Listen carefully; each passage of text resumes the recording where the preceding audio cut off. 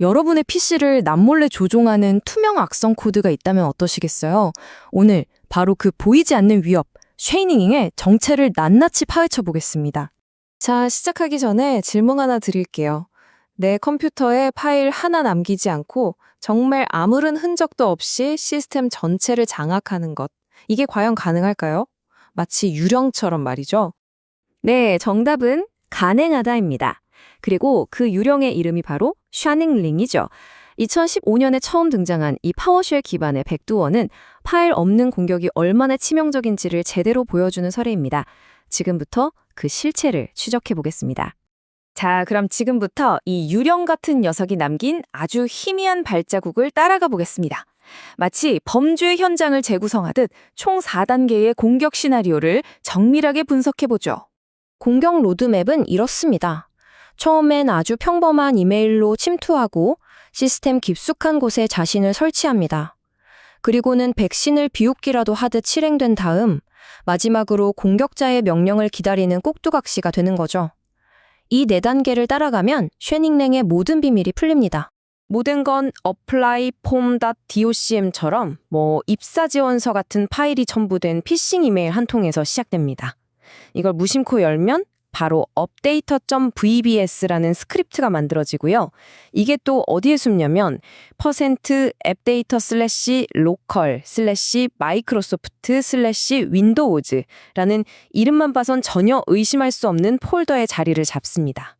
그리고는 예약 작업에 딱 등록해서 컴퓨터를 껐다 켜도 좀비처럼 계속 살아나는 거죠.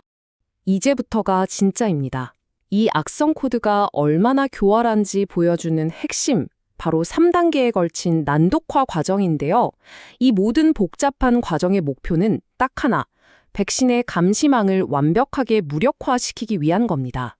첫 번째 변장술은 베이스 64 인코딩입니다. 이건 뭐냐면요. 컴퓨터만 아는 기계어를 사람이 읽는 평범한 텍스트처럼 바꿔버리는 거예요. 딱 봐서는 그냥 의미 없는 글자들처럼 보이게 만드는 거죠.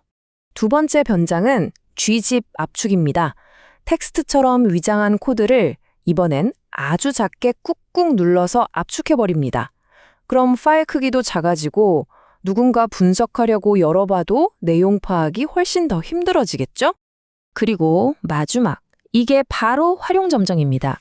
압축을 푼 코드는 하드디스크 같은 저장 공간에 단 1바이트도 기록되지 않아요. 오직 컴퓨터의 메모리 위에서만 잠깐 살았다가 사라집니다. 그러니까 잡을 수 있는 증거, 파일 자체가 아예 없는 거죠. 이게 바로 샤이닝을 파일레스, 즉 투명 악성 코드라고 부르는 이유입니다. 이제 PC를 완전히 장악한 녀석은 공격자의 지휘 통제 서버, 즉 C2 서버랑 비밀리에 통신에 시작합니다. 근데 이 통신 내용이 AES-256이라는 어마어마한 수준으로 암호화되어 있어요. 이건 현존하는 기술로는 해독이 거의 불가능하다고 보시면 됩니다. 자기들끼리 무슨 말을 주고받는지 도저히 알 수가 없는 거죠. 자, 이 유령이 어떻게 움직이는지는 이제 알겠습니다. 그럼 대체 이게 왜 그렇게까지 위험한 건지 그 핵심을 하나하나 파헤쳐보죠. 보통의 악성 코드들은요, 디스크에 파일을 남깁니다. 그래서 백신 입장에선 증거가 있으니 범인을 특정하기가 비교적 쉽죠. 하지만 섀도닝행은 어떻습니까? 오직 메모리에서만 살기 때문에 파일 흔적을 찾는 기존의 방식으로는 아예 보이지도 잡히지도 않는 겁니다. 말 그대로 유령이죠. 위험성을 정리해볼까요? 첫째, 윈도우 기본 프로그램인 파워쉘인 척하니까 탐지가 어렵습니다. 둘째, AES-256 암호화로 자기들끼리의 대화는 완벽히 숨기죠. 셋째, 예약 작업으로 절대 죽지 않는 불사신 같은 생명력을 가졌고요. 넷째, 결국 공격자에게 내 컴퓨터를 마음대로 주무를 수 있는 뒷문, 즉 백도어를 활짝 열어주는 겁니다. 이게 그냥 이론상의 얘기가 아닙니다. 2022년 요르단에서 발견된 실제 사례를 보시죠. 공격자는 PC에 침투하자마자 whoami 명령으로 여기가 누구 컴퓨터지 확인하고 get 프로세스로 지금 실행 중인 프로그램들을 싹 훑어봅니다. 그 다음엔 dir c users public 명령으로 쓸만한 파일이 없나 뒤져보고 마지막엔 remove 아이템으로 자기가 활동했던 모든 흔적을 깔끔하게 지워버렸어요. 정말 치밀하죠? 아니, 이렇게 교활한 유령을 도대체 어떻게 잡는다는 걸까요? 증거도 안 남기는데. 걱정 마세요. 우리에겐 이 보이지 않는 적을 사냥하는 전문가, 바로 와이아라가 있습니다. 야라가 뭐냐는요, 쉽게 말해 악성 코드 탐지 몽타주를 만드는 도구라고 생각하시면 돼요. 이런 패턴을 가지고 있고 저런 행동을 하고 이런 특징을 가진 녀석을 찾아줘 라고 컴퓨터에게 알려주는 거죠. 그럼 컴퓨터가 그 몽타주랑 똑같이 생긴 놈을 찾아내는 겁니다.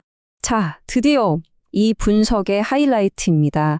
이 쉐딩잉이라는 유령을 잡기 위해 만들어진 야라 규칙, 그 코드를 법의학 수사관처럼 한 줄 한 줄 뜯어보겠습니다.